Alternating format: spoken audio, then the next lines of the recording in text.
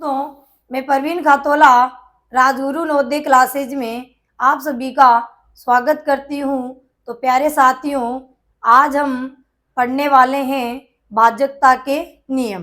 ठीक है, तो भाजकता के नियम जो हम पढ़ेंगे वो हमारे जब हम लसप यानी लघुत्तम समापत्ति निकालते हैं तब भी हमारे काम आएंगे, और जब हम मसप अभाज्य गुणनखंड विधि से निकालेंगे तब भी हमारे काम आएंगे। साथ ही साथ जब हम भिन्नों को यानी फ्रैक्शनों को जब हम लघुत्तम भिन्न में या उनको जब हम काटते हैं तब भी हमारे भाजकता के नियम काम आते हैं। और साथ ही साथ भाजकता के नियम से भी अलग से एग्जाम में क्वेश्चन पूछे जाते हैं। तो बहुत जगह आपके ये भाजकता के नियम काम आने वाले हैं। तो क्लास शुरू करते हैं। तो सबसे पहले हम जानेंगे दो का भाजकता का नियम।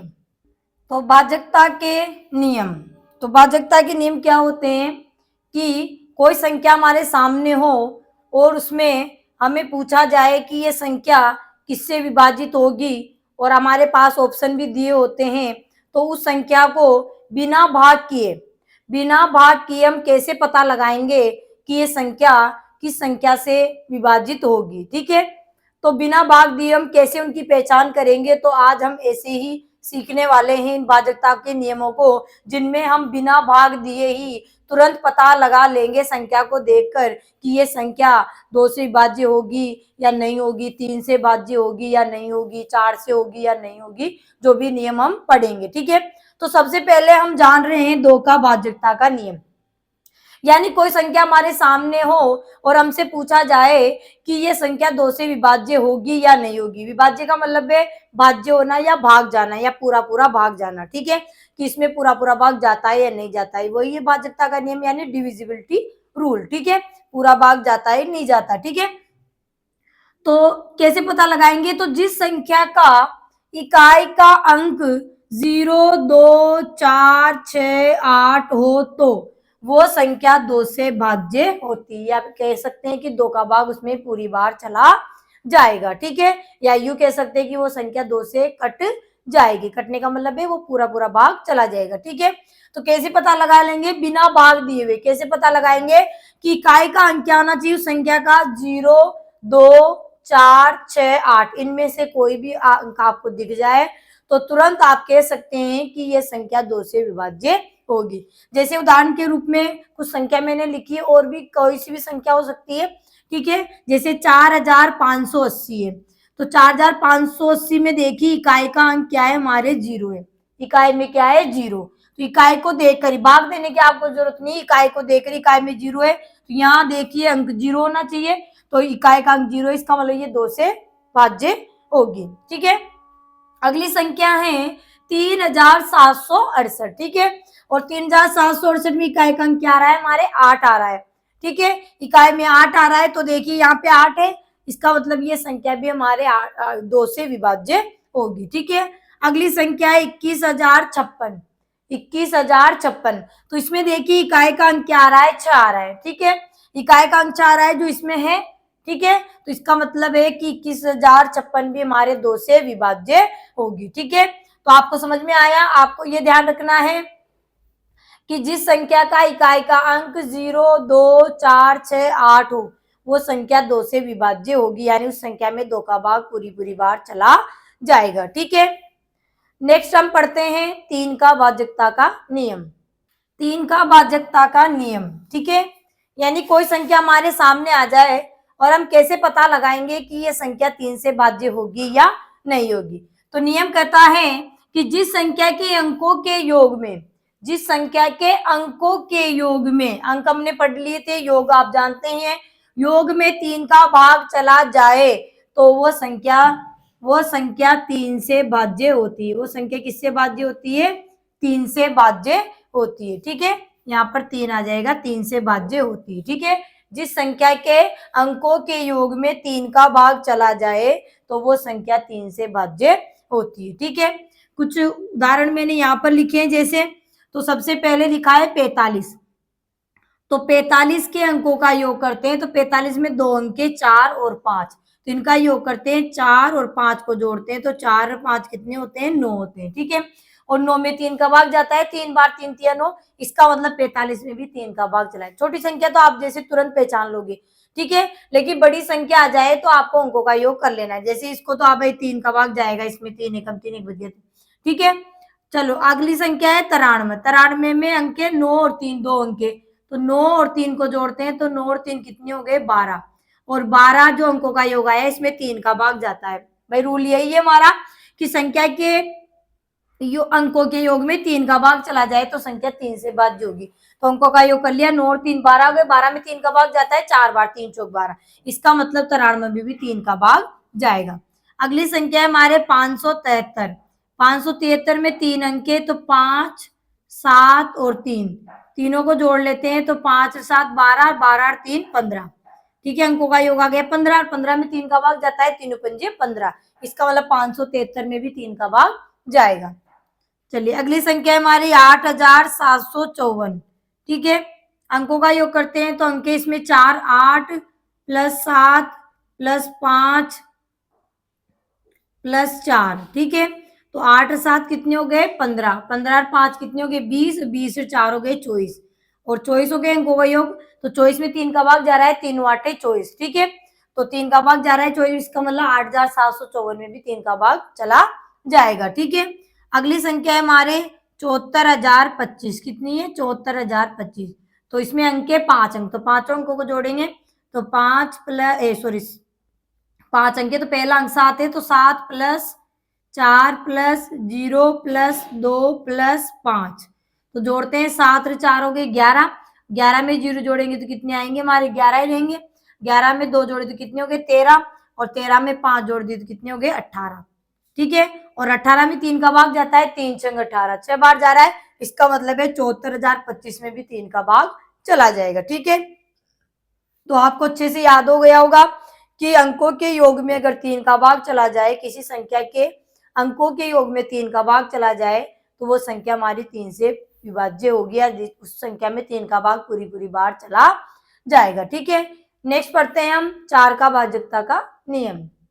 है 4 का भाजकता का नियम, ठीक है। तो जिस संख्या के इकाई व धाई, जिस संख्या की इकाई व धाई के अंकों से बनी संख्या में 4 का भाग चला जाए तो वो संख्या 4 से विभाज्य होगी। यानी 4 से भाज्य कैसे होगी, कैसे पता लगाएंगे संख्या का, तो इकाई और धाई के अंक में, इकाई और दाई के अंक में 4 का भाग लगाकर देखना है। अगर 4 का भाग चला जाता है उस इकाई और दाई से बनी संख्या में तो वो संख्या हमारी 4 से विभाज्य होगी, ठीक है। तो कुछ उदाहरण लिखे हैं, उनकी जांच करते हैं क्या ये 4 से विभाज्य है या नहीं है। तो 3764 है, ठीक है। और 3764 में इकाई और दाई से जो बनी संख्या है, या इकाई और दाई के स्थान पर कौन सी अंक लिखे हैं, 6 और 4 यानी 64 लिखी हुई संख्या। तो 64 में 4 का भाग जाएगा कि नहीं जाएगा, तो देखते हैं 4 का भाग जाएगा क्या। तो इधर हम लगाते हैं 4 का भाग, तो 4 से 4 एकम 4, यहाँ 2 बज गए 24 हो गए। या ऐसे नहीं लगाना चाहते तो इस तरीके से भी आप लगा सकते हैं, ठीक है। जैसे, ठीक है, 4 का भाग लगाते हैं 64 में, 4 एकम 4, कितने बज गए 2, आगे उतारे 4, 4 छंग 24, ठीक है, यानी 16 बार चल गया। 16 चौक 64 होते हैं ना, ठीक है। तो 64 में 4 का भाग चला गया इकाई दाई से बनी संख्या, इसका मतलब 3764 में भी 4 का भाग जाएगा, ठीक है। नेक्स्ट संख्या थी हमारे 25,372। क्या इसमें 4 का भाग जाएगा क्या।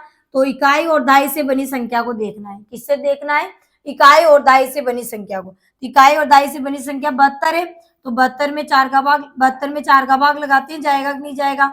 तो 4 से 4 एकम 4, 7 में से 4 गए 3, आगे उतारे 2, 4 8 32, ठीक है। तो 18 बार जा रहा है, 18 चौक 72 होते हैं। आप इस तरीके से काट कर भी कर सकते हैं, ठीक है। तो यानी 72 में 4 का भाग चला गया पूरी बार, इसका मतलब है 25,372 में भी 4 का भाग पूरी बार जाएगा, ठीक है। नेक्स्ट संख्या थी हमारे 5,76,804। 5,76,804। तो इसमें इकाई और दाई से बनी संख्या क्या है हमारे, 4 है, क्योंकि 0 4 को 4 ही पढ़ेंगे।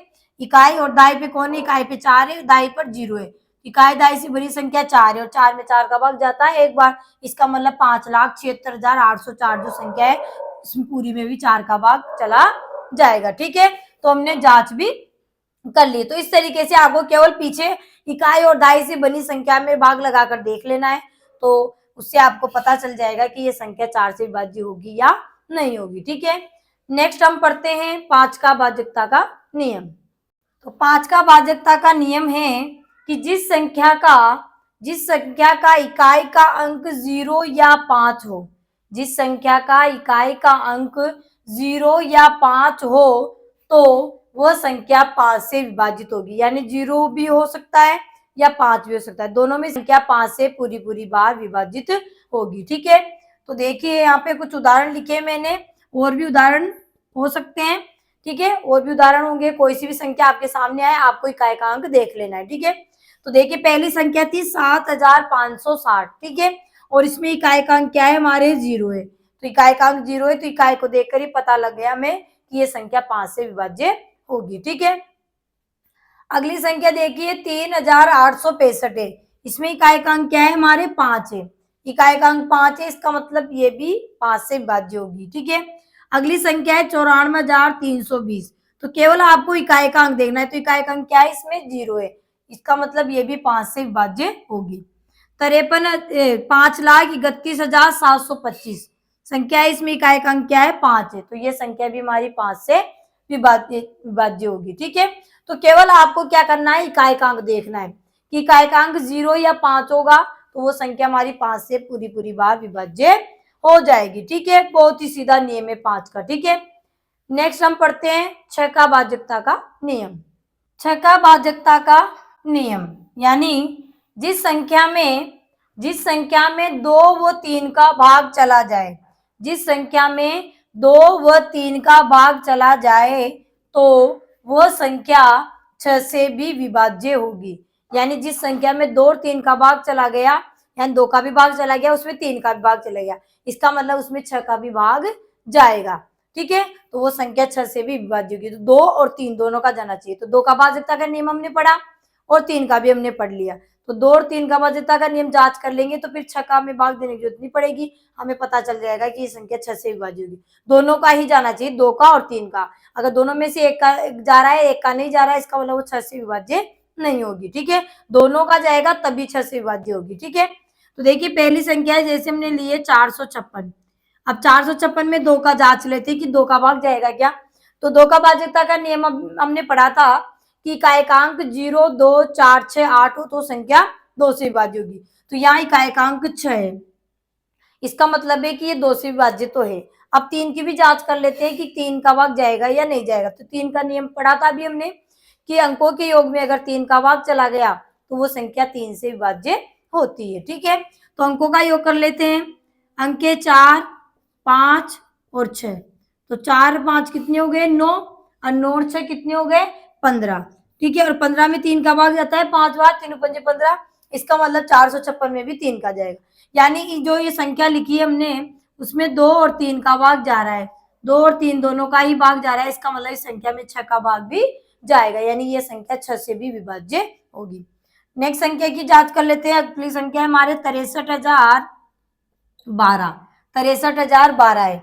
तो देखते हैं, सबसे पहले 2 का देखते हैं, 2 का भाग जा रहा है क्या। तो 2 का भाग देने के लिए देखना पड़ेगा, हमें 2 का जांच करने के लिए देखना पड़ेगा कि इकाई का अंक क्या होगा, 0, 2, 4, 6, 8 होना चाहिए। तो इकाई में हमारे 2 है, इसका मतलब ये 2 से तो विभाज्य है संख्या।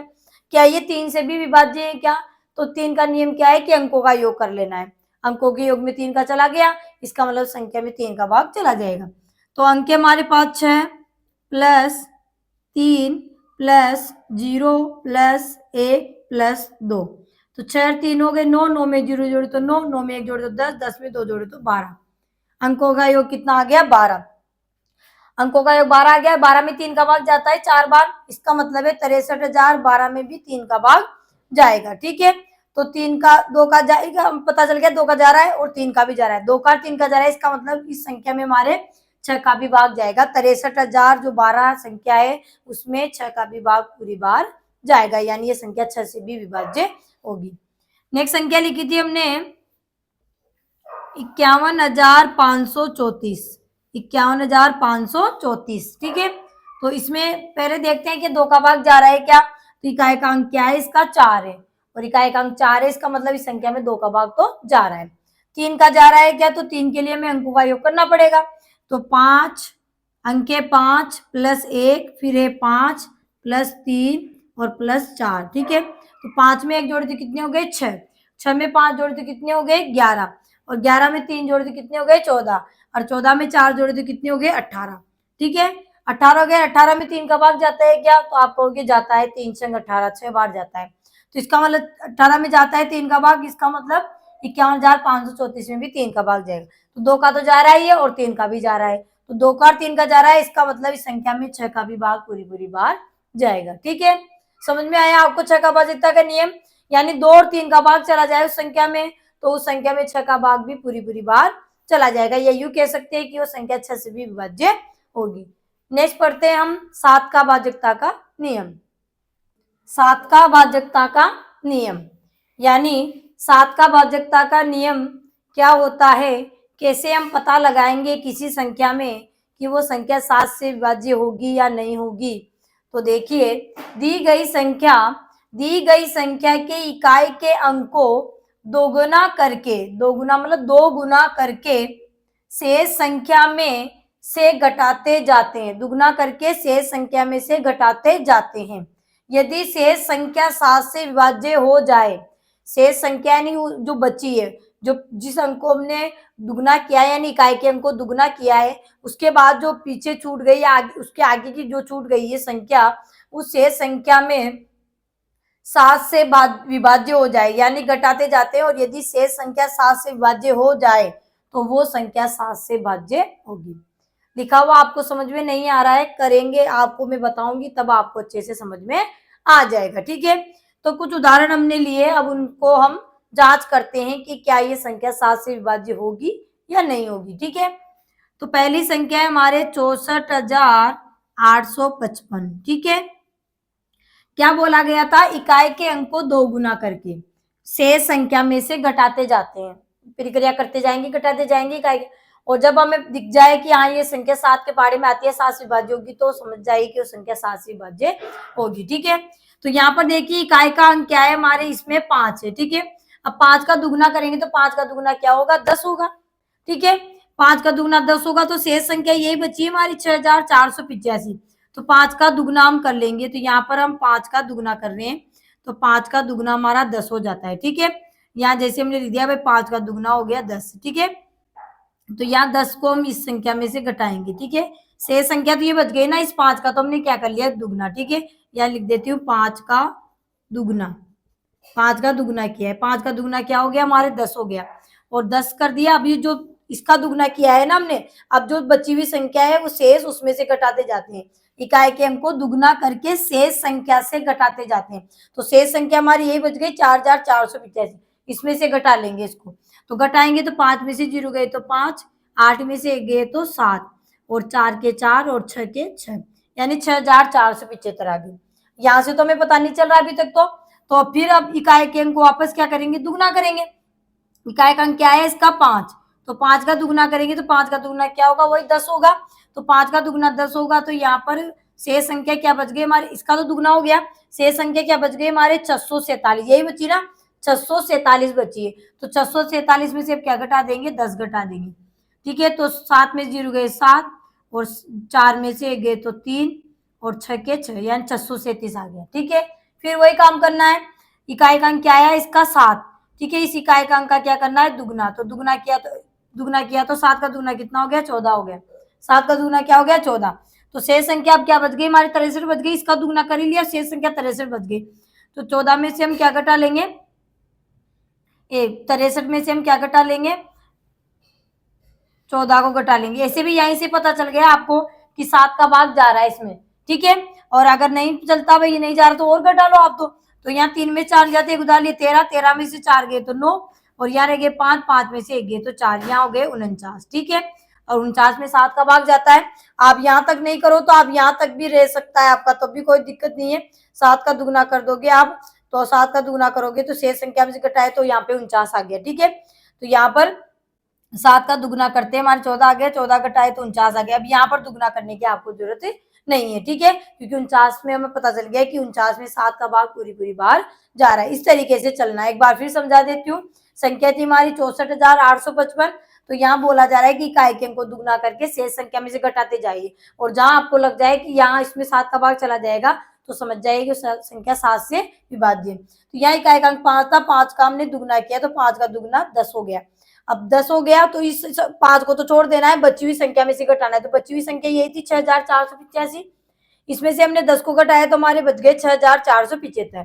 ठीक है, फिर 6,475 यहाँ से तो पता नहीं चला 7 से विभाज्य होगी नहीं होगी, फिर वही क्रिया करती जाने हैं अपने को। तो फिर इकाई का अंक 5 दिख गया, इस इकाई के अंक को ही दुगना कर लेंगे। तो इकाई का अंक दुगना हो गया, 10 हो गया। अब इसकी इकाई को तो अंक को तो दुगना कर लिया। अब बची हुई संख्या हमारी 647 है, 647 में इसको घटा देंगे 10 को, तो कितने बच गए हमारे 637। ठीक है, अब आपको 637 का पता नहीं चला, अगर ऐसे पता चल रहा है यहाँ पर, तो यहाँ से भी आप कर सकते हैं कि 7 का भाग जाएगा 7 नाम 63 और 7 एकम 7 चला जाएगा। नहीं पता चल रहा है कोई दिक्कत नहीं है, 3 अंकों की और कम कर लेंगे इसको। ठीक है, तो इसका इकाई का अंक क्या है 7, 7 का दुगना क्या हो गया 14 हो गया। तो 14 हो गया, तो यहाँ बची हुई संख्या 63 है, 63 में से 14 घटाएंगे तो 49। ठीक है, तो हमारे क्या आ जाएगी 49 आ गई संख्या। ठीक है, तो 49 में 7 का भाग हमारे जा रहा है, तो हमें पता चल गया कि ये संख्या 7 से पूरी बार विभाज्य होगी। ठीक है, नेक्स्ट संख्या की भी जांच कर लेते हैं। संख्या है हमारे पास 52,948। 52,948 से क्या काम करना है, इकाई के अंक को दुगना करना है और शेष में से घटाना है। इकाई का अंक 8 था, 8 का दुगना कितना होता है 16। ठीक है, 8 का दुगना 16 हो गया। अब 16 को इस शेष संख्या में, ये जो बची हुई है ना 8 का तो दुगना हो गया, इसमें से घटाना है शेष में। शेष संख्या है 5,994, सॉरी 5,294, 900 नहीं 294। ठीक है, तो यहाँ पर घटाएंगे 16 को। ठीक है, 16 कहाँ से आया है, क्योंकि इकाई के अंक को दुगना किया है। घटाएंगे तो 4 में 6 जाते, 14, 14 में 6 गए तो 8। ठीक है, यहाँ कितने बच गए 8, 8 में से 1 गए तो कितने बच गए 7। ठीक है, और यहाँ पर 2 के 2 और यहाँ पर 5। ठीक है, अब 5,278 आ गया। अब इसमें इकाई का अंक क्या है 8। अब इस 8 के अंक, इस 8 जो इकाई का अंक है इसका दुगना कर लेंगे, तो 8 का दुगना कितना हो जाएगा 16। ठीक है, तो 8 का दुगना 16 होगा वापस, तो बची हुई संख्या, तो 8 का दुगना कर लिया, बची हुई संख्या 527 है। तो 527 में 16 घटाएंगे तो हमारे 7 में से 6 गए तो कितने बच गए 1, और 2 में से 1 गया तो 1, और यहाँ पर बच गए हमारे 5। ठीक है, चलिए अब यहाँ पर देखिए, सॉरी यहाँ पर गलत हो गया, 9 नहीं, हाँ सही है। तो यहाँ पर 511 हो गए। अब यहाँ पर क्या करेंगे हम 1 का दुगना करेंगे। ठीक है, इकाई का अंक क्या आ गया हमारे 1, तो 1 का दुगना कर लेंगे। 1 का दुगना क्या होता है 2 होता है, 1 का दुगना क्या होता है 2। तो बची संख्या 51 है, 51 में से घटाएंगे तो यहाँ पर हो गए हमारे 2 हो गए, 1 का दुगना आप घटाएंगे तो 1 में से 2 जाती है, 11, 11 में से 2 गए तो कितने बच गए 9, और यहाँ कितने रह गए 4। यहाँ क्या आ गया 49। 49 देखते हमें पता चल गया कि ये 7 से विभाज्य होगी 49। इसका मतलब ये पूरी संख्या में भी 7 का भाग चला जाएगा। ठीक है, तो इस तरीके से आपको जांच कर लेनी, जांच करते कितनी बड़ी संख्या आ जाए आपको इकाई का अंक दुगना करते हुए जाना है और बची हुई संख्या में से घटाते घटाते चलना है। फिर आपको लग जाए कि संख्या में 7 का भाग चला जाएगा, बस वहीं पर रोक देना है। ठीक है, फिर इसके आगे तो हम कर भी नहीं सकते क्योंकि 9 का दुगना करेंगे तो इसमें से घटेगा नहीं। ठीक है, तो 2 अंकों तक हमें पता चला, 3 अंकों तक में भी पता चल जाए, जैसे यहाँ 637 में पता चल जाए आपको, तो फिर आगे करने की जरूरत नहीं है भाई, 7 का भाग 7 नाम 7 चला जाएगा। ठीक है, तो यहाँ 3 अंकों तक भी रह सकता है, 2 अंकों तक भी आप कर सकते हो उसको। ठीक है, तो इस तरीके से आपको जांच करके बता रहे, तो यहाँ पर हमारी दोनों संख्याएं 7 से पूरी बार विभाज्य हो जाएगी। ठीक है, नेक्स्ट पढ़ते हैं हम 8 का भाजकता का नियम। क्या है 8 का भाजकता का नियम। ठीक है, तो जिस संख्या के इकाई धाई वो सैकड़ा, कितना इकाई धाई वो सैकड़ा से बनी संख्या में 8 का भाग चला जाए तो वो संख्या 8 से विभाज्य होगी। इकाई धाई और सैकड़ा इससे बनी संख्या में, यानी इकाई धाई और सैकड़े के अंकों में अगर 8 का भाग चला जाए तो वो संख्या क्या होगी 8 से विभाज्य होगी, या यूं कह सकते हैं वो संख्या 8 से पूरी बार उसमें भाग चला जाएगा। ठीक है, तो यहाँ पर उदाहरण लिए, उन उदाहरणों को हम देखते हैं क्या वो 8 से विभाज्य है या नहीं है, इनकी भी हम जांच करते हैं।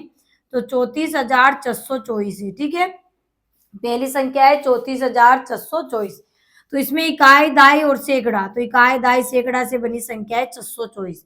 तो 624 में अगर 8 का भाग चला गया तो यह संख्या 8 से विभाज्य हो जाएगी। ठीक है, तो देखिए 624 में हम 8 का भाग लगाते हैं तो 8 7 56, 8 8 64 बड़े हो जाएंगे, 12 में 6 गए 6, यहाँ रह गए हमारे 0, आगे उतारे 4।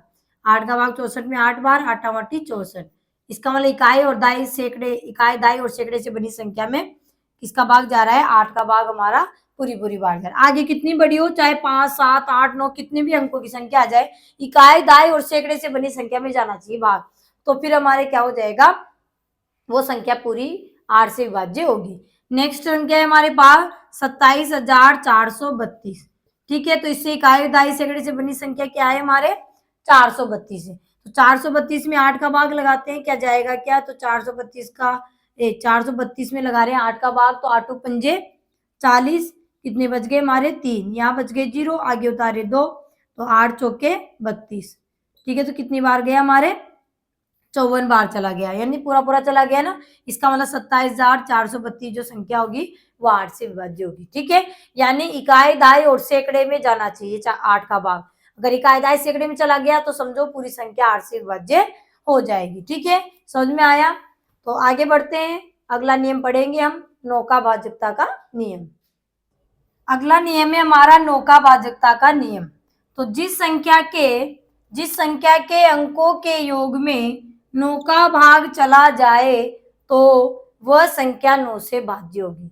जिस संख्या के अंकों के योग में 9 का भाग चला जाए तो वो संख्या 9 से विभाज्य होगी, यानी उस संख्या में 9 का भाग पूरी बार चला जाएगा। ठीक है, तो जैसे देखिए पहली संख्या ली थी हमने 882, तो क्या इस संख्या में 9 का भाग जाएगा, तो इसकी हम जांच करते हैं, तो अंकों का योग करते हैं, तो अंक हमारे 8, 8 और 2, तो 8 + 8 + 2, तो 8, 8 16, 16 और 2 18, तो 18 में 9 का भाग जाता है 2 बार, 9 दूनी 18, तो 18 में जा रहा है 9 का भाग, इसका मतलब है कि 882 में भी 9 का भाग जाएगा। ठीक है, नेक्स्ट संख्या थी हमारे पास 97,452।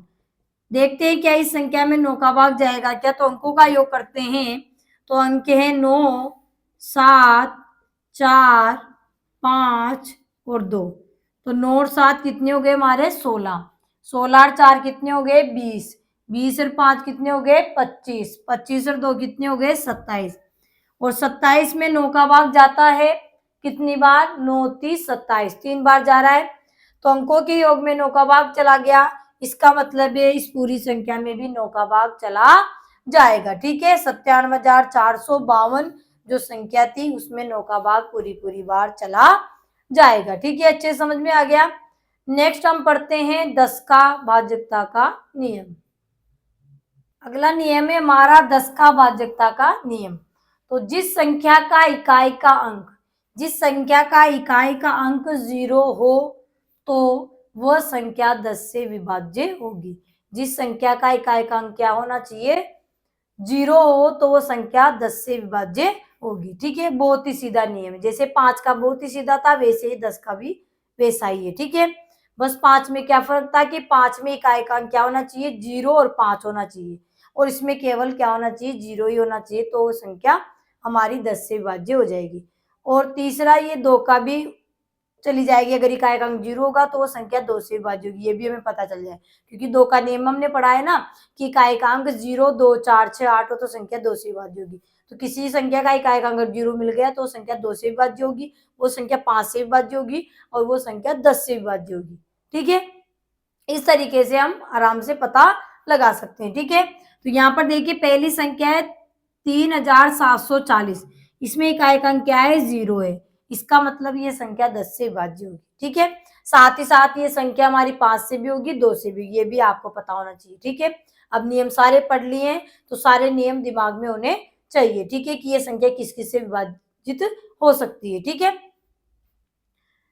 चलिए अगली संख्या है 58,630, इसमें इकाई का अंक क्या है, 0, इसका मतलब ये संख्या 10 से विभाज्य है। ठीक है, अगली संख्या है 95,480, इसमें इकाई का अंक क्या है, 0 है, शून्य है, इसलिए ये संख्या भी 10 से विभाज्य होगी। ठीक है, तो बहुत ही सीधा नियम है, बहुत ही सीधा नियम है कि इकाई का अंक क्या होना चाहिए, 0 होगा तो वो संख्या 10 से विभाज्य होगी। बिल्कुल बहुत ही सीधा नियम है। ठीक है, नेक्स्ट हम पढ़ते हैं 11 का भाजकता का नियम। 11 का भाजकता का नियम यानी जिस संख्या के सम स्थानों के अंकों और विषम स्थानों के अंकों के योग का अंतर 0 या 11 हो, या 11 का कोई अपवर्त्य भी हो सकता है, यानी गुणज भी हो सकता है। ठीक है, तो वह संख्या क्या होगी, 11 से विभाज्य होगी। ठीक है, क्या होगी वो संख्या, 11 से विभाज्य होगी। सम और विषम स्थानों के अंकों के योग का अंतर। ठीक है, यानी सम स्थान पर जो अंक है उनको जोड़ लेना है, और विषम स्थान पर जो अंक है उनको जोड़ लेना है, और उनका अंतर करना है। अगर अंतर 0 या 11 आ जाए तो वो संख्या हमारी क्या होगी, 11 से विभाज्य होगी। ठीक है, समझिए यहाँ पर, तब आपको समझ में आएगा ये नियम। ठीक है, जैसे पहली संख्या हमने ली है 29,381। ठीक है, ये उदाहरण लेकर हम देख रहे हैं, आपके पास जो भी संख्या है आप उसकी इस तरीके से जांच करनी। ठीक है, तो देखिए एक हमारे कौन से स्थान पर है, पहले स्थान पर, दो कौन से स्थान पर है, दूसरे स्थान पर, और तीन तीसरे स्थान पर है, नौ चौथे स्थान पर है, और दो हमारे पांचवें स्थान पर है। अब क्या बोला है कि सम स्थानों के अंकों और विषम स्थानों के अंकों का योग का अंतर करना है। तो यहाँ पर विषम संख्या हमारी 1 है, 3 है, 5 है, हमने जानी थी। विषम संख्या किसे कहते हैं हमने जान ली, और सम संख्या किसे कहते हैं ये भी हमने अच्छे से जान लिया पिछले वीडियो में। ठीक है, और सम स्थान पर क्या है, 2 और 4 है। तो विषम स्थानों के योग करते हैं पहले, तो किसका, विषम स्थानों के अंकों का योग। तो विषम स्थान पर कौन कौन से अंक हमारे, देखिए विषम स्थान पर ये और ये विषम स्थान है। ठीक है, तो विषम स्थान के अंक हमारे 1 + 3 + 2। ठीक है, तो विषम स्थान के अंकों का योग करते हैं तो कितना आ गया हमारे, 3 और 2 5 और 1 कितने हो गए, 6। ठीक है, विषम स्थानों का योग कितना हो गया, अंकों का योग 6 आ गया। अब हम कर लेते हैं सम स्थानों के अंकों का योग। सम स्थानों के अंकों का योग। ठीक है, तो सम स्थान देखो, सम स्थान 2 है और 4 ही ये सम स्थान है, तो 2 पे कौन है, 8। ठीक है, और 4 पे कौन है, 9। तो 8 और 9 कितने हो गए, 17। 8 और 9 कितने हो गए, 17 हो गए। ठीक है, तो 8 और 9 17 हो गए, तो इसके अंकों के योग का क्या करना है, अंतर करना है। अंतर क्या आना चाहिए, 0 या 11। तो सम स्थान के अंकों का योग आ गया 6, और विषम स्थानों के अंकों का योग आ गया 6, और सम स्थानों के अंकों का योग आ गया 17। ठीक है, दोनों को घटाते हैं तो 17 में से 6 गए तो कितने बचते हैं, 11।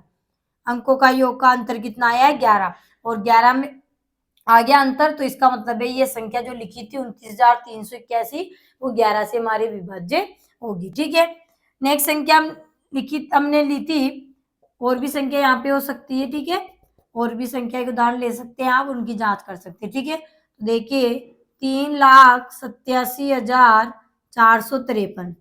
तो देखते हैं इसके भी, तो सम और विषम स्थानों के अंकों का योग करना है। पहले हम विषम का कर लेते हैं, सम का कर लेते हैं, पहले विषम का कर लो। विषम स्थानों के अंकों का योग। ठीक है, तो विषम स्थान यानी ये 1 पे, यानी ये 1 है, ये दूसरे स्थान पर, तीसरे पे, चौथे पे, पांचवे पर, ये छठे पे। तो विषम स्थान कौन सा, 1 3 5। ठीक है, तो 1 पे कौन है, 3, और तीसरे यानी तीसरा विषम स्थान है, इस पे 4 है, और 5 विषम स्थान है, इसका 8 है। ठीक है, जोड़ते हैं, 4 3 हो गए 7, और 7 और 8 कितने हो गए, 15। ठीक है, विषम स्थानों के अंकों का योग आ गया 15। अब सम स्थानों का कर लेते हैं। सम स्थानों के अंकों का योग। ठीक है, तो सम स्थानों के अंकों का योग करेंगे तो सम स्थान कौन है, 2 4 और 6। 2 पे कौन है, 5, और 4 के स्थान पर कौन है, 7, और 6 के स्थान पर कौन है, 3। ठीक है, तो 5 और 7 कितने हो गए, 5 और 7 12, और 12 और 3 15। तो सम स्थानों के अंकों का योग भी कितना आ गया, 15। विषम स्थानों के अंकों का योग भी आ गया 15। अब इनका हम अंतर करेंगे, अंतर मतलब घटाएंगे, तो 15 में से 15 गए तो कितने बचते हैं, 0। 15 में से 15 गए तो कितने बचेंगे, हमारे 0 बचेंगे। ठीक है, तो अंतर कितना आ गया, हमारा 0 आ गया। तो अंतर क्या होना चाहिए, 0 या 11 हो।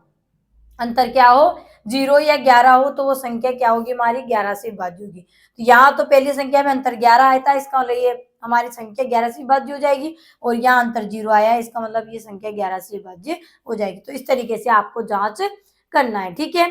तो प्यारे साथियों, आज हमने भाजकता के नियम को अच्छे से जाना है। तो अब इसमें जो नियम है वो दो दो जो जोड़े हैं इस तरीके से बनाने हैं कि जैसे 3 और 9 का जो भाजकता का नियम है वो एक जैसा ही है। एक जैसा कैसे है कि 3 में हम जब जांच करते हैं तो क्या करते हैं, अंकों के योग करते हैं, ठीक है। अंकों का योग में अगर 3 का चला जाता है तो संख्या 3 से विभाजित होती है। 9 का भी यही नियम था कि अंकों के योग में अगर 9 का भाग चला गया तो संख्या 9 से विभाज्य हो जाएगी, ठीक है। तो 3 और 9 दोनों एक जैसे मिलते जुलते, ठीक है। 4 और 8 का नियम हमने पढ़ा था। 4 का नियम क्या था कि इकाई और दाई से बनी संख्या में अगर 4 का भाग चला गया तो संख्या 4 से विभाज्य हो जाएगी। और 8 का भी यही था।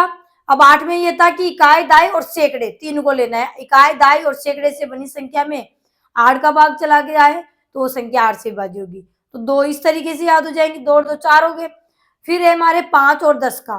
5 और 10 का क्या था कि 5 का नियम था कि इकाई का अंक क्या होना चाहिए, 0 या 5 हो तो संख्या 5 से विभाजित हो जाएगी। और जिस संख्या का इकाई का अंक 0 हो तो संख्या 10 से विभाजित हो जाएगी।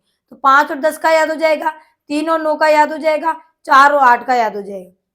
2 का सीधा ये कि इकाई का अंक 0 2 4 6 8 हो तो संख्या 2 से विभाज्य हो जाएगी, ठीक है। और 6 का ये था में कि 2 और 3 का चला जाए, जिस संख्या में 2 का और 3 का चला जाएगा तो वो संख्या हमारी 6 से भी विभाज्य हो जाएगी, ठीक है। 2 का हो गया, 3 का हो गया, 4 का हो गया, 5 का हो गया, 6 का हो गया, एक 7 बच गया, 8 का हो गया, 9 का हो गया और एक 11 का। 7 और 11, तो 7 का आपको कैसे पता लगाना है कि इकाई के अंक को दुगना करते हुए शेष संख्या में से घटाते हुए चलना है और लास्ट में जो बची संख्या में आपको दिख जाएगी वो ऐसी संख्या, भाई हाँ ये 7 से विभाजित हो रही है तो संख्या 7 से विभाज्य हो जाएगी। 11 का क्या नियम है, अभी हमने लास्ट में पढ़ा कि सम और विषम स्थानों पर जो अंक लिखे हैं उन अंकों को जोड़ लेना है और जोड़कर उनको घटा देना है अगर उनका अंतर 0 या 11 हो या 11 का कोई अप्रत्यय भी हो सकता है। अप्रत्यय का मतलब उनका गुणज हो सकता है, जैसे 11 का अप्रत्यय 22 है, 33 है, 44 है, 55 है, 66 है, इस तरीके से आ जाए तो भी वो संख्या हमारी 11 से विभाज्य होगी। तो आई होप आपको सारे नियम समझ में आए होंगे और ये नियम आपके आगे की जो हम टॉपिक पढ़ेंगे वहाँ काम आने वाले हैं। तो अगर वीडियो आपको पसंद आया हो तो वीडियो को लाइक करें और चैनल को सब्सक्राइब करें। तब तक के लिए धन्यवाद। जय हिंद, जय भारत। मिलेंगे नेक्स्ट वीडियो में।